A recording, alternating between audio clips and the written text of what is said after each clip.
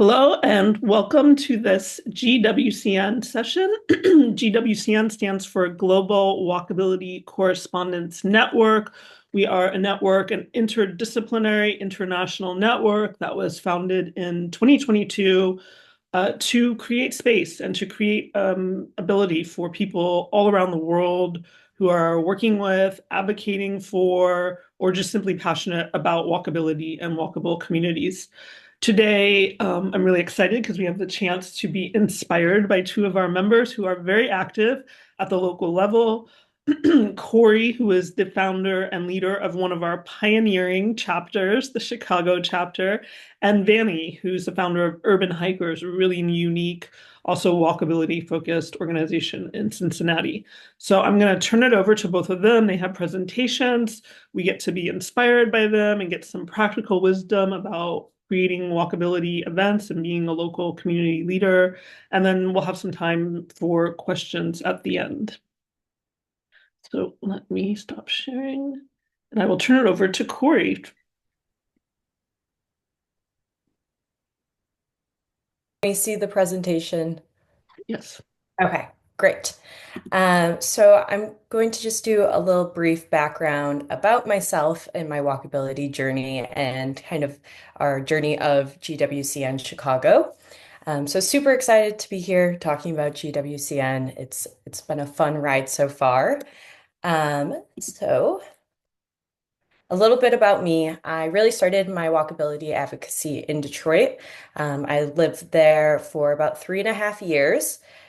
So when I started there, I just started recognizing the car dependency culture, lack of pedestrian space, pedestrian dignity, that I really saw in Detroit.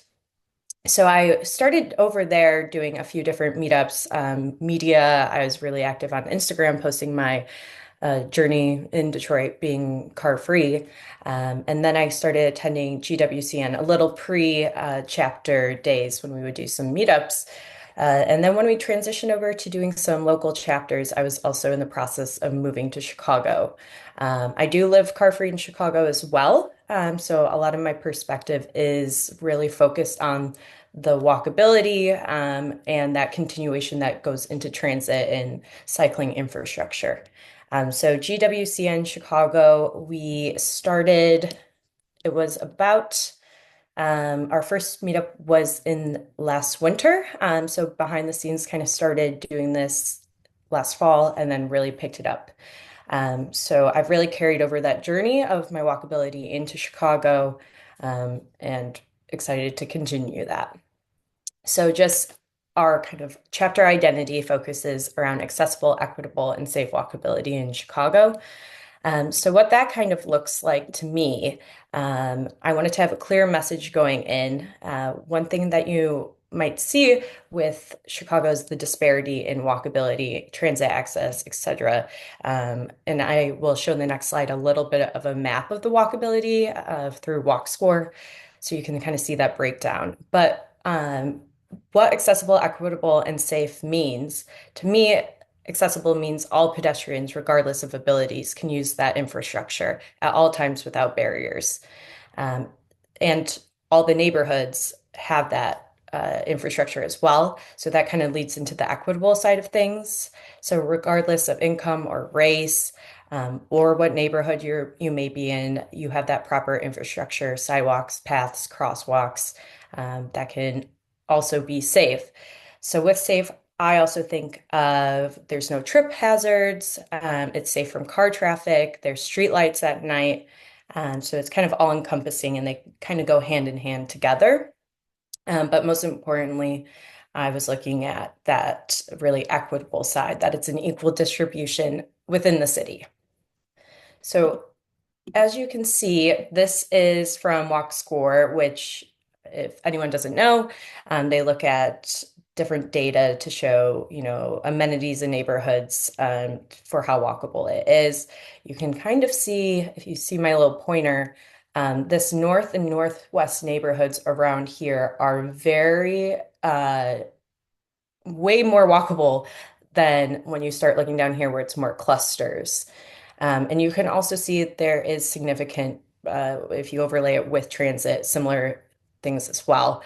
And it's large disparities there. So that's kind of one focus I wanted to look in as I continue to grow this group is the advocacy for that walkability throughout Chicago. So what we've been doing with GWCN Chicago and the rest of the presentation is mostly just some pictures of our activities. We've done three different types of events. We've done greenway walks, we've done coffee meetups, and neighborhood walks. So with our coffee meetups, we started last winter. Even when it was really cold, this was actually our first event here. Um, and you'll kind of see that a lot of our meetups and events are a very intimate group, but they've been really collaborative, which I think is such a fun part of it. People add little tidbits and facts that they have. And that's something I think is really important. I don't want to be lecturing in these meetups, but it's been fun to have that close knit. So our first coffee meetup, and we just kind of talked about what GWCN was. And then we started with a neighborhood walk in April. And with the neighborhood walks, I like to keep it a bit of a mix where I'm pointing out infrastructure, letting people know what walkability is, kind of open that door for them if they haven't previously learned what that is. In our first walk, I would say the majority of people just found the event on Eventbrite and had no idea what the word walkability even meant. So that was kind of fun to open that door for people and discuss, you know, like it's nice to have a park and a grocery store in your neighborhood. Um, so we do that, and I kind of tailor out each walk. I will pre-plan it, and we'll go into that a little bit more as well. But I try to make sure with the crowd to, if it's a more urbanist focused group there, we have those discussions, but then I don't want anyone to feel they don't understand what we're talking about too. So kind of tailor those topics as they come up. And then we did the Greenway Walk as well. So there is a railway that's been converted to Greenway in Chicago. So we walked part of that. There's cycling infrastructure. It's up over the roads. So it's a really nice place with wildflowers and benches and nice sights. So those have been our three categories so far that we've done. So what do the walks look like? I try to keep them about an hour long. I usually plan it to be about a mile and a half, 45 minutes to an hour long. I think that's a way that keeps a lot of people engaged. I try to reach different aspects in a neighborhood when we do those walks. So commercial, residential districts, and I try to get green spaces in there too, which are all things I find important in walkable neighborhoods. I like to also incorporate local businesses, so whether that's starting or ending at a coffee shop. This walk we did in the Logan Square, Avondale neighborhoods, and we ended at a friend's clothing shop, Cone Ranger, and then went next door and had some wine as well and had like a little social hour. So that was a really fun experience. So with each neighborhood, I try to find that local business to either start at a coffee shop so people can grab coffees before, or end at one so we can kind of tie in since I also believe having that local business in those neighborhoods are so important for characters of neighborhoods and having those amenities there. All right. So just looking forward to some future events as well. I want to continue doing some walks, especially with collaborations with local groups. In this picture down here in our Uptown Walk, some folks from the Institute of Cultural Affairs, I believe that's the full name for them. They came in and they're headquartered in Uptown. So they do a lot of different projects for the community. And they were able to give us some insight as well to the neighborhood. So it was really nice to have that insight, but moving forward, hoping to do more collaborations in all different neighborhoods. So far, we've been mostly on the north and northwest side. So I'm hoping to kind of in our 2025 events move to south southwest neighborhoods as well. And then with that too, with winter, walkability doesn't stop just when it gets cold. So we're looking at doing a winter walk, and especially there's some pedestrian ways in Chicago. So looking at those, probably I think we're looking at December 7th to do that. So keeping the events going through the winter, probably a few more coffee meetups, things like that. But 2025, looking forward to growing. Um, we're just under a year old, and Sean, who's attending today, we met at some events, and he's continued to help me. Here he is helping me run the Uptown Walk. So it's really exciting to see the growth with it and getting more people involved. So I'm excited to see what we have in 2025. And then this is just kind of some things that I've think about when I'm making the walks, and then also kind of what I've learned. So one way I get the word out is I do Eventbrite. So have free events on there. I use Instagram a lot. And I've learned that you have to just post maybe an annoying amount. I also started going to other groups' events to get the word out. So when I start talking to people about walkability, I let them know what we're kind of focused on, since we're looking at that specific, equitable, accessible, and safe components. So getting word out just by mouth or through social media has been ways. And then with each walk in the neighborhoods, I like to do some research. Obviously, want to come in informed. If I don't have someone from the community working with me on that, I go and do practice walks before, identify different spots, and then just look through some of the history and current projects that are ongoing in the neighborhood. And I also like to go in with goals for each walk. So different items I want to discuss on them. And then also the goals in mind, like I said, for 2025 to expand, continue in other neighborhoods, and do future collaborations. And then finally, one component was safety. So we've kind of had some discussions about this, and I think it's important to keep this in mind. Anyone's welcome to these walks, different mindsets, different beliefs. But at the same time, safety is so important. So some things I found is I make sure I have 2 to 3 people that I know, friends that come with me. So I have that support system if anything comes up. That's another reason I like to start and end in public spaces, local businesses, green spaces that I know are heavily populated, um, just in case anything's uncomfortable. Luckily, I haven't been too much in a position where I ever had to cancel a walk, but something to keep in mind. Safety is so important as we're doing these walks. So if anyone on the walk is making us uncomfortable, I've kind of put in these components of making sure my walks go through public spaces, um, just in case that ever comes up. But the last thing I wanted to touch on is just kind of what I've learned. Um, it this group has made me put myself out there, I think, more than I ever would. Moving to Chicago too, I already knew some people, but I'm looking to continue to grow that community. I think also now it's more important than ever to continue growing a community, especially with walkability in our neighborhoods, building them up. So putting myself out there, meeting people in different groups, and having strangers come and making those connections.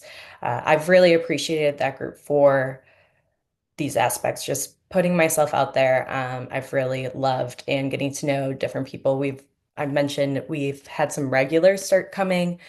So it's great to see them every month. We're going to the events, seeing, catching up, and kind of building those relationships. So the community aspect is, I think, so important. And I'm really excited to continue to grow the GWCN Chicago and internationally, our community together. So it's been great. I'm excited to see 2025 and where we go.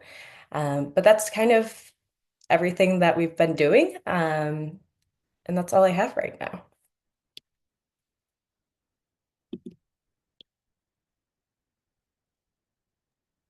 Thank you for sharing.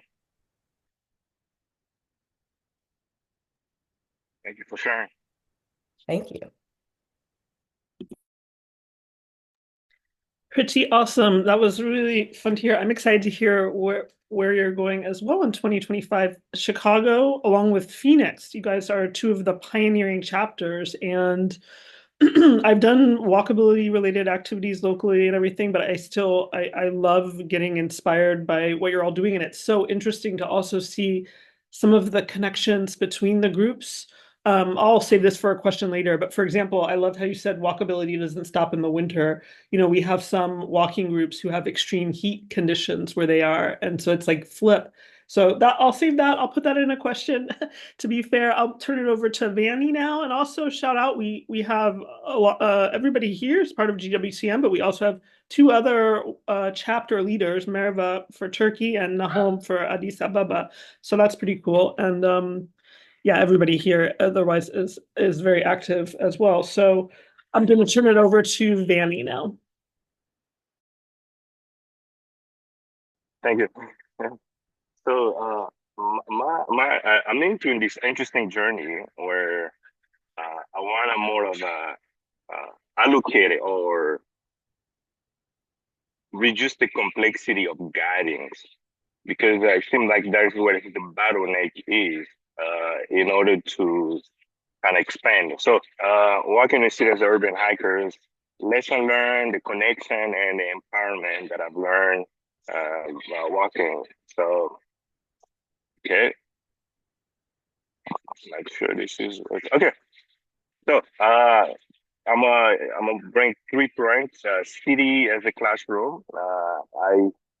I literally use the city as my classroom to learn more about it and connection through walking, the people that I've connected to, and also the empowerment that I've gained throughout. So, urban hikers, it's been 10 years in making with the aim to connect people and places. So I had a little video just to get people in the experience itself, what it looks like.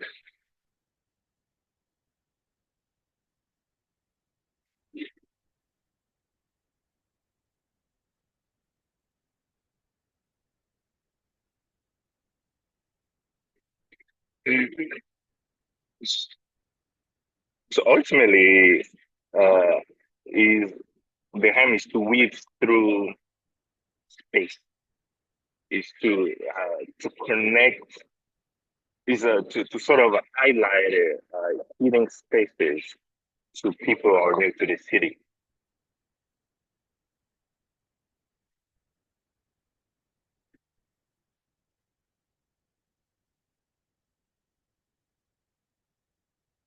Here we usually have a midpoint where we stop for 20 minutes, connect, engage.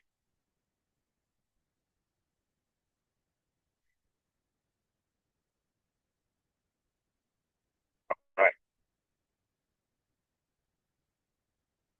here. All right, my personal story from Congo. I'm originally from Congo, moved there about 20 years ago. And I like this graphic because there's a culture wedge in between the two, the Congo culture and the United States culture. And early on, I was interested in like how do we want to increase this cultural competency? Although there's many ways to go about it, but sometimes the cultural competency uh, it can be localized because each city, each places has some sort of a cultural competency that you cannot read it through, but you have to engage with the community. And for me, like walking has been the kind of expedite that process. Example in Midwest here in Cincinnati is like people have certain values. One thing here, people care more about where you went to high school. It's a Cincinnati thing. So in Cincinnati, when you meet in Cincinnati, if they ask you where you went to high school, somehow high school here is sort of the launching pad of where you are in a social structure. Uh, so it's also a steady way to try to understand where you are socially, where you went to high school, because each high school has its own reputation. And for transplant like myself, it's like, yeah. So the walking has been kind of to truly understand how the psyche of the city and the people, the things connect through walking. So yeah, and over the year, this is what it looks like, kind of the exchange of social competency. The gentleman on my right, this is a red, is a pastor and is born in Cincinnati. Is a went to Harvard, and there's somebody who's well accomplished, so much wisdom that just to be able to have those moments of exchange and to yeah, to exchange the different things. So this is what it looks like, kind of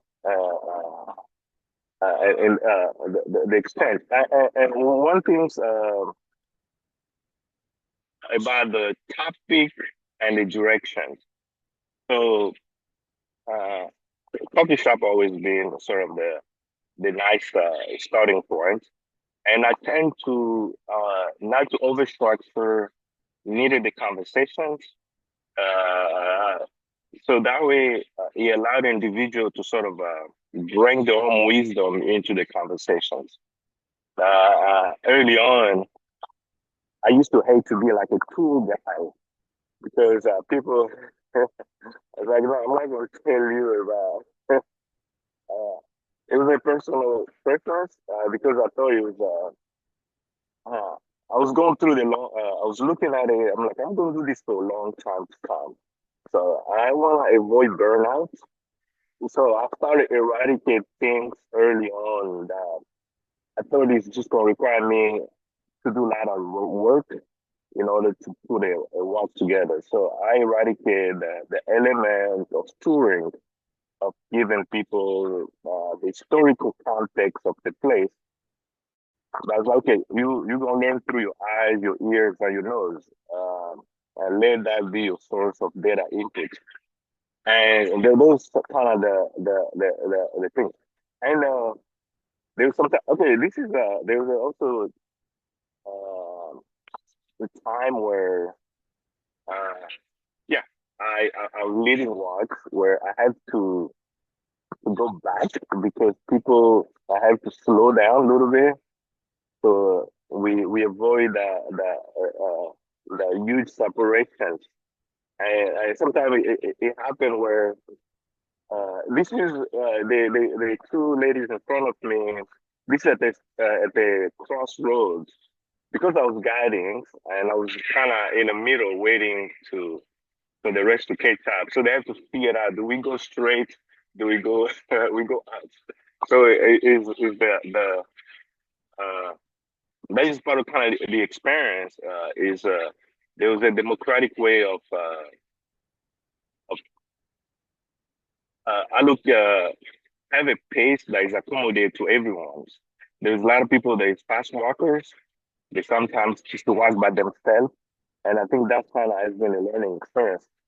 And ultimately, for me, I feel walking, if you are able-bodied, you can do it, is to be sort of a linchpin for your community. Because this one an example of one of the students we took on a walk. Yeah, you necessarily will never go through this route by themselves, but it's through the community that we was helpful. We sort of bridge that gap, helping. And I think that's the way I look at it now. Walking and guiding is for those who can, those who know, to open up portal for those who can't. In theory. So anyway, so this is kind of some of the walk in the city, and I've gained so much wisdom and be able to talk to people of various from various backgrounds. And currently, I know with post elections, I was yeah, the, there was a huge divide because not everybody's choices converged into what they wanted to. And I was thinking about to lead a purple walk. The purple walk is a mix of red and blue because those sort of but it's still an early idea. I haven't really put a lot of thoughts behind it, but kind of the idea of coexisting because somehow we we're in a close proximity all the time. We use the same space, so some we have to learn to coexist. And okay, so this is a little bit the first. And okay, the next thing is so there's a new partnership has been developed through the year of organizing leadership, the pattern of where these people hang out. When I organize, it's medium. If you use Meetup, if you use Facebook, if you use for all those are sort of locality where people just find things to do. And what happens is if you decide to just curate in one space, you can only have a certain type of people that can join us. And I was interested in like what's the best way to constantly expand it. Recently I got a partnership with the Cincinnati Public Library, a local library here. They have 41 locations throughout the city, and we do not have location. We are on sidewalk. So having now an anchor in certain community, which has allowed us to go from a public space to potentially a business to go support a business. In the past, we used to go from business to business. So it's like, okay, if I pay $5 here to this coffee shop, then I'm going to another stop. I have to pay another to support it. So some people is like, okay, but having starting to this having a public spaces, then go at the midpoint of the coffee shop, uh, uh, has, uh, uh, has been kind of eye opening for me. And I started looking at this as a way to use all this hub. It could be a church, could be a public library as a place where if you want to touch sort of specific demographic, you go where they hang out at. But anyway, and there's another side, what we call the rock discovery that I started documenting lately. So I have a high tolerance for like long walk, and sometimes my description of it, uh, articulating sometimes not always clear, and I have to kind of dial back. So in the past, I've described this is an easy walk, but somebody come like, no, this is not an easy walk. This is so as a having sort of a fresh beginner mindset. So to be able to describe a the effort of the walk in the proper way, so that way people they can tune up to the experience of the walk. But anyway, yeah, it is amazing. Yeah, the lesson learned for me has been is that community needed, and I think everybody should leading work is the fastest way to gain a cultural competency. And if you truly want to gain cultural competency on a local level, guiding in those communities and can have a profound effect and truly give you a snapshot of what is taking place.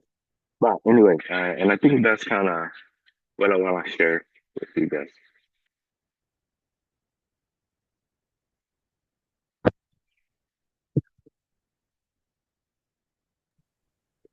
Wonderful. So we're going to go into Q&A now, and Cori is going to moderate. Cori and Vanny, questions are going to be coming for both of you, but we're going to go into Q&A with Cori moderating. I think Laura's been holding her hand up for a while.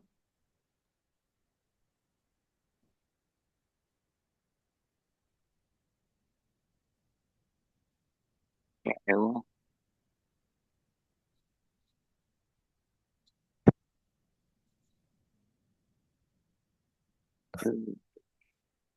The Zoom difficulties. Okay, Does anybody else have a question while she's figuring out her audio? Ah, I There you think go. am I there? Yeah. Um, yeah, I put my hand up, couldn't figure out how to put it back down.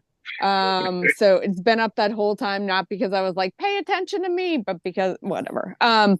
So I was wondering, thank you both for doing this and for presenting and sharing your experiences. From the photos and from the discussion, it looked like all of the walks that you've done have been during the day, and I was wondering if you ever do them at night, because walking at night is also something that comes up for people in life. I love walking at night, but in many places the lighting is absolutely horrendous and makes it very unappealing. Um, and so yeah, that was my question. Always daytime, and that's it. And my hand's gonna stay up, I guess, until I become a tech genius. So uh that's Yeah. to do. That's a good question. I'll I'll touch on it, and then Vanny, if you want to add to it as well. So far I've only done during the day. I would love to do a night walk. That's a great idea because I mean, especially right now, the sun sets at 4:30 in Chicago. It's dark. I would love to do one. I would have to make sure I'm in an area with good sidewalks, and plan one that doesn't have cracked, uneven sidewalks because I wouldn't want anyone to fall. We do have street lights here, but there's definitely still a lot of darkness. And I would love to continue, Mm. but for safety reasons first, I think I need to find a very smooth sidewalk, so we don't have any trips. Just for example, a lot of areas our sidewalks are cracked and uneven. Even in our most walkable neighborhoods will have the big steps where they've kind of cracked. So that's a great idea. I would love to do that. So maybe coming in the spring, we'll have one come in. So, well, I've done some, lately I did some walking and dinner. And there's a couple places in Cincinnati, it's well lit. So it's sort of it's 3.2 miles loop from the center of the city to cross the bridge. So, and that has been kind of, I won't do everywhere, but there's sort of specific routes that is well lit. And and also for dinner, it's much appropriate, it's a little bit late. And I do find it quite enjoyable too. So the city has a package and that I've done. So it does bring. Early on, there was a woman that was concerned about her safety. I'm like, yeah, you in a group. So if especially for the night walk, really have a benchmark of how many people have to be there. So that way, it's like, okay, so if it's at least 10 people have to be there, then we'll do the night walk. If there's less than Um, that, yeah. So that has been kind of be more for the safety numbers. Yeah, good question. oh, sorry. And then we'll go into the chat ones. So I'll just kind of read through these that Annika sent. As you said, walkability doesn't stop in the winter. You started your chapter during the winter with indoor cafe meetups. We have some chapters that are in places that experience extreme heat and so may also benefit from ideas indoor meetups. How do you experience the benefit of non-walking events like meetups? I think one nice part with it is it's very organic conversation then, since we're in one space together. Often in the walks, as we go, people kind of group into, two by two or so and have separate conversations, which is great. And I love that. I often encourage people to talk to their neighbors as we go from destination to destination. But it's nice when we're in the coffee meetups that we're all sitting in one circle, and can kind of have those conversations together. So I do really enjoy those sitting down and taking the time to speak. And sometimes then often the conversation flows even away from walkability, where you can kind of meet people and see what brought them there. And then they start talking about where they live and different things like that. So I do enjoy the more social aspect that comes with the coffee meetups. So when it does have that extreme weather, it's really nice. And people still seem to come out because you're not walking around in it. Our first coffee meetup it was, I think, 10 degrees Fahrenheit. I'm unable to do that into Celsius, but it was pretty cold, and there was the four of us. So, and we were in a coffee shop, drinking some warm stuff. So it was great to um, experience that. And I think there is a follow-up about in winter, so I'm just going to add that on. How do you see the idea of indoor walking in big buildings, marketplaces, commercial hubs, etc., specifically during winter? That is one thing we're looking to expand into this winter. In Chicago, in the downtown area, there's different pedways. There's kind of like a underground pedestrian mall to some aspect too. So our goal in December is to have a walk through these spaces. So to kind of explore the underground of these cities and what they have to offer. And I'm not super familiar with all the different areas, so it'll be kind of fun to explore. We're going to do a practice walk next week and then kind of plan that out, and then in December have it. So I'm really excited for that one. Because there are, quite a few cities I found that do have those underground spaces. So it'll be exciting to see. But marketplaces and commercial hubs, I think those are also great. We don't have as much of those in Chicago, so there wouldn't be as many of them. And a lot of the buildings aren't public access that might have those walking areas too. But excited for this Pedways one. Vanny, I'm not sure if you have anything to add with the indoor walking aspects, if you have any of those. Um, uh, no, no. Rain or sunshine, I'm like, whoever show up counts. So yeah. So yeah. Great. And this one's for both of us as well. Do you both have advice for those who are inspired to start a walking group but don't know where or how to start? That's a good question. With our new kind of model of the regions, especially anyone in North America or anywhere, I'm happy to connect to. So you can reach out and I can tell you a little bit more about my journey. I think one clear step, though, is identifying what you would like to do with the group. So we're all very walkability focused, but I think going in with a mission first to identifying that mission for the group is important too. So I would kind of start there, thinking about what you would want to see in your neighborhood or region, city, whatever it might be. But for actually getting the group started, any questions too, I'm happy to connect. It's kind of a slow building process, but it's exciting to see once they ramp up. And once you get through your first walk, I think it's kind of, no pun intended, a walk in the park. So it's exciting to see. So I'm happy to help anyone too. Feel free to reach out for that. But I think the first step would be identifying that mission with what you would like to accomplish with the group. Vanny, if you want to add anything as well. Yeah. I think on the same thread, and I think especially at the early stage, I think avoid overstructure the watch because the benefit already walking itself is beneficial on individual level. So if I come out walk and I don't get anything out of it, it's like I've walked. So it's just too much. So that's like one check. And if I get to engage with one or two people, that's another. So what I'll say is that I'll focus on maybe select a place where it's scenic, where people can enjoy the scene, and also have a uh, uh, a direction that sort of a nice route.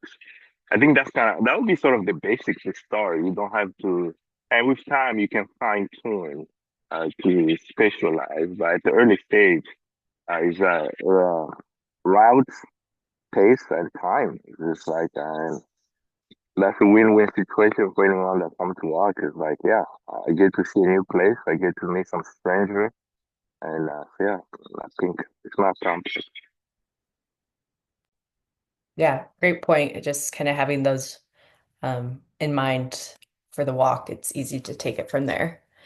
And then we have you both incorporate local businesses into your walk. Could you share about how these businesses have embraced partnering with you? Do you have some businesses you regularly partner with? Um, Most of mine have been unofficial partnerships. They don't know we're coming, so I have no idea how they embrace it there. We usually meet outside a coffee shop or so, so we're not mostly taking up space, and then people have the options to get food or drink. I did have a partner for the Logan Square Avondale Walk with Cone Ranger and Deep Red Wine Merchants. They knew we were coming, especially since we were going to sit down and take a table.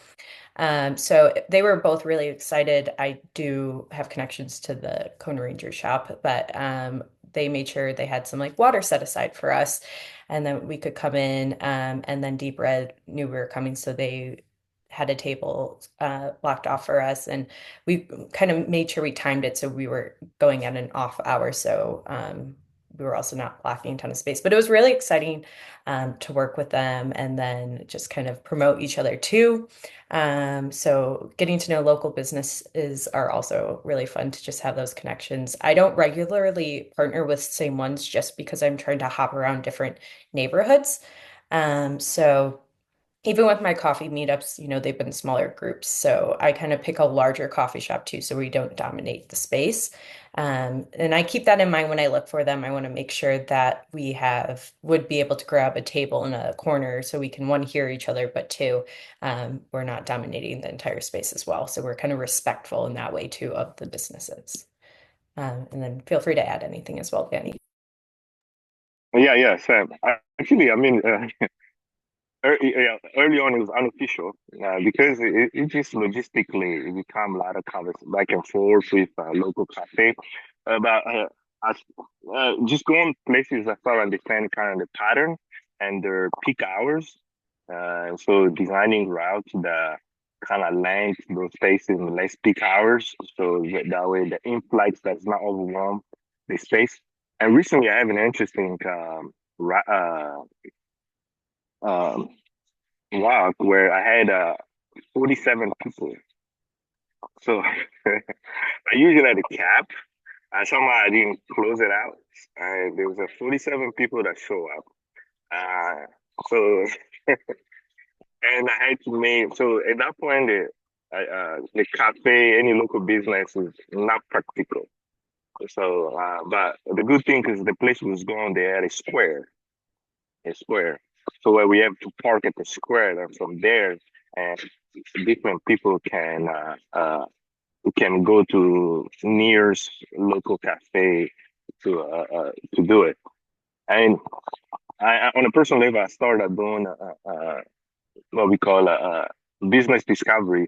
Interesting businesses where it can be sort of a placeholder for conversation to carry on. Is a little consignment shop, a photo gallery places. Those places can be sort of can take on the group and sort of flourish the conversation still can prompts for us can be a prompt place that the conversation can carry on. Okay, and this one is also for the both of us. Do you have any dream organizations or businesses you would love to partner with for your walkability activities and events? I don't have any specific ones, but there's some that I've highlighted for different neighborhoods for the Chamber of Commerce or neighborhood alliances that I would like to partner with, so they can get their insight and we can get a better idea of what they're offering. Another group I helped do a walk with, we did have our alderman for the neighborhood go, and that was a really great experience.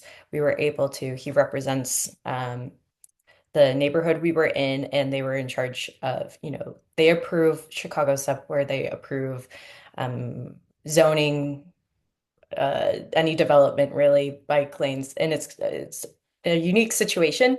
So it was nice to hear the area where we were in was going under a complete construction infrastructure overhaul. So we got kind of that insight on it, what the process was, why it took 20 years for that to happen, and all these different things.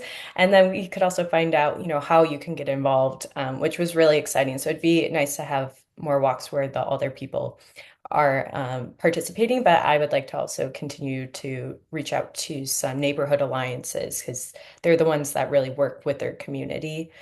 So I'd love to continue with some neighborhoods that I'm not as familiar with as well to get that collaborations going.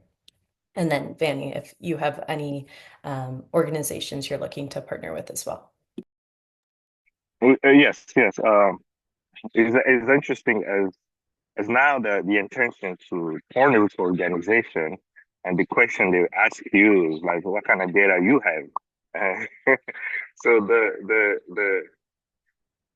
there's an element of the work itself is intangible, and how to, because as a business they're interested in all the tangible elements that the influx. Well, and I start becoming a little bit more intentional to what kind of technology and tools, I guess, what kind of data is useful to collect.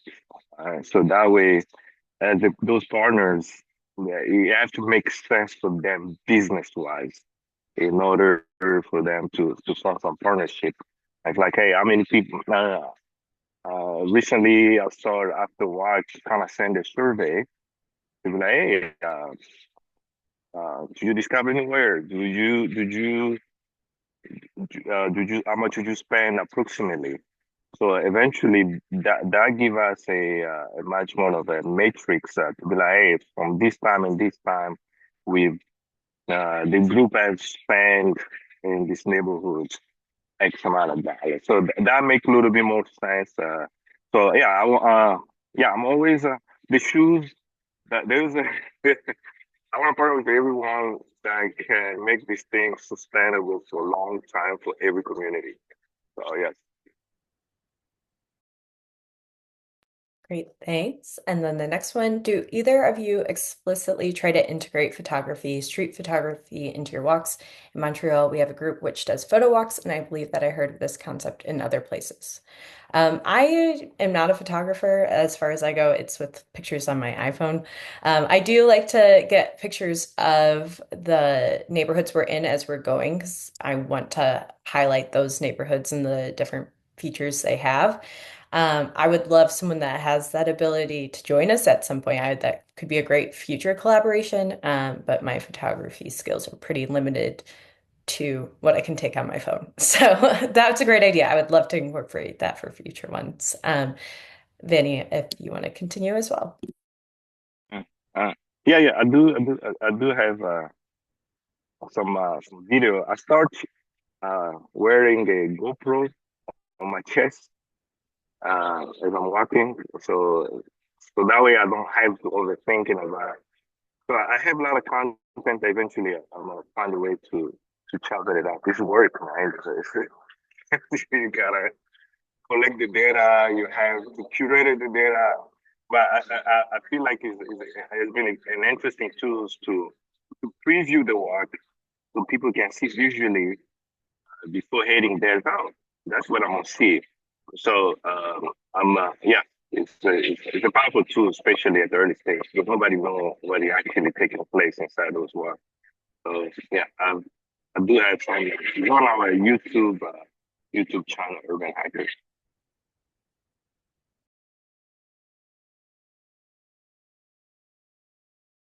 Sorry, on mute. Our next one, Vanny and Cori, how do you see the cities differently after you've started your walks?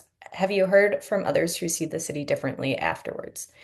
I think in the past year or so, I've maybe a little longer than that, because my main mode is walking to get around. It really has changed my perspective of getting places in the city. I think you see the city in such a different way. I notice, especially from pointing out on walks, the size of sidewalks, how uneven they are, how much space is dedicated to people versus cars.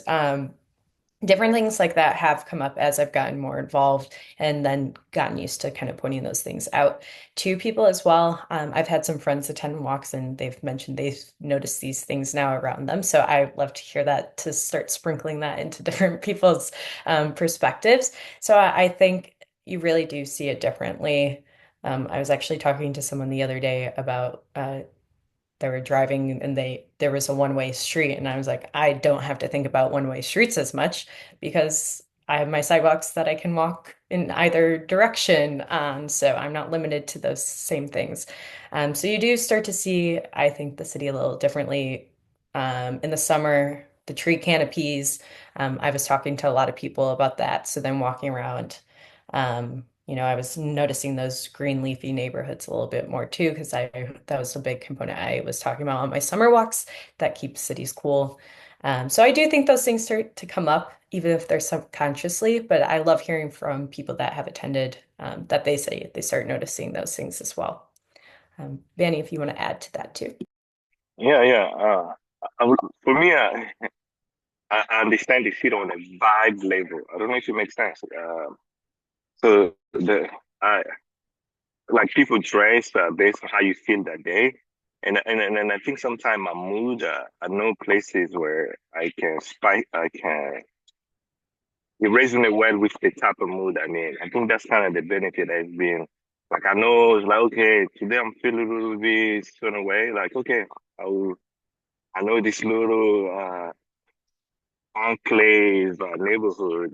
They usually have a good place, good bar. So, and I think the proximity to the vibe of those pockets. So spending time there and know how you feel. So I have sort of a resonance with those spaces.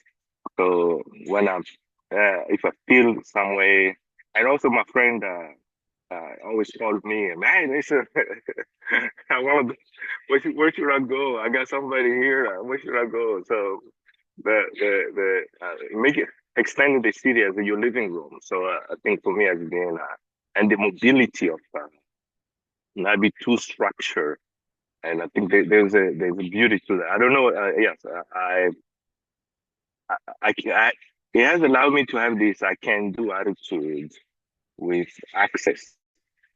Because it's like you said, Corey, about one way streets. Like I don't think about it one way, but when I'm in a car, I have to think about it. So when even try, so that has been sort of the benefit of mobility, of the permission to access and walking is that. Yeah, great. And I think this is our last question is for you, Vanny. Could you share about your walking and food events and collaborations with chefs? Yeah, yeah. So yeah, that has been sort of kind of observed most of the time after a 4 miles walk. The nature tendency people is to go get some food in some places, and which is oh, okay. They go to different places. I was like, I would like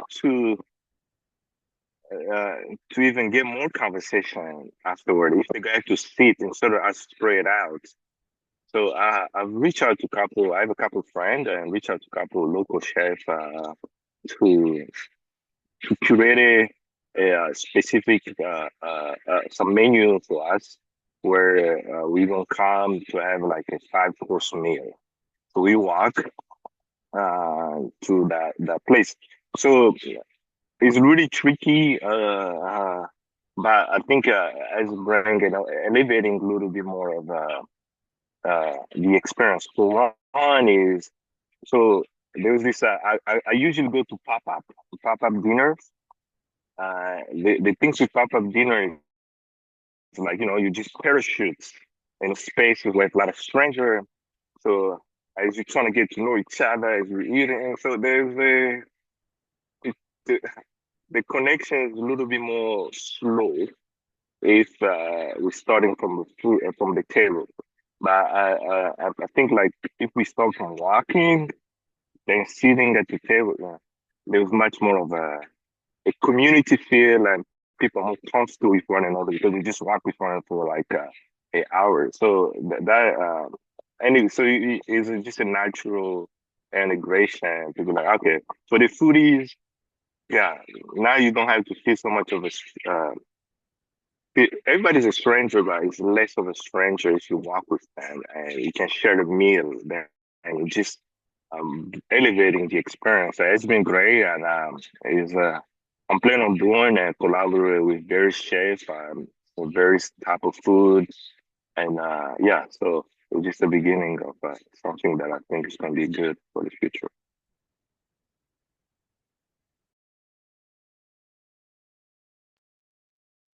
I think that was our last one. I love the comment about, the walking, starting as a stranger, coming to sit down at a meal. I think that's a very beautiful concept. So I love that. Thank you. Okay. And question, Oh, go ahead, Vanny. Sorry. yeah, I had a question for Corey, and yes, what has been for you the takeaway so far as your work and the community you encounter? Yes. Yeah, absolutely. For me, I think there's the two sides of it, the community, but also like reflecting on it, I think it's really challenged myself to put myself out there.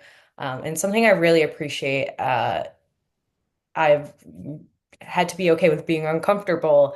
Going up to random people, like I randomly went up to Sean at a networking event. I was like, I have this walking group. So like doing different things like that, and getting the word out in that way. Also being, prepared to not know everything. Sometimes people ask me questions and just kind of, I think it's been a really great reflection with it, just having to challenge myself, put myself out there, make new connections. But really building the community, we've had like a solid core group that continues to come to the walks. So it's great to see that, to have strangers come and seeing how they found out about it and them not knowing about walkability and being able to just give them an hour or so to step into our space and see it. So I've really enjoyed that community side. I think it's so important to continue to build that and have these connections. So, and I, you know, thank you to GWCN for giving us these opportunities. It's been a great space, that you've built, Anika, and I appreciate it and having us be a part of it. Yeah, beautiful.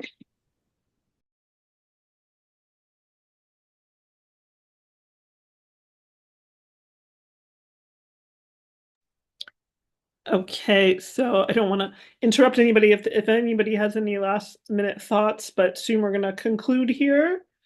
So if anybody has anything else they want to share, this was our first session, by the way, featuring a chapter leader and Vanny with Urban Hikers, Cori with GWCN Chicago. We're going to keep these going and also hopefully get to revisit Cori sometime down the line to hear more about the evolution of your activities, and Vanny as well. I think probably everybody feels this way. We want to go on these walks with you. We would love to be in your cities. And that's what I also love about this network is now when people are going somewhere for work or leisure or whatever, they can say, hey, oh, hey, I know a GWCN person there. I can maybe join her walk, or you can even create a walk for a fellow GWCN member that's in town. So it was really great to hear about everything you're doing and the genesis of your activities, and we'll look forward to hosting more of these. So thank you very much.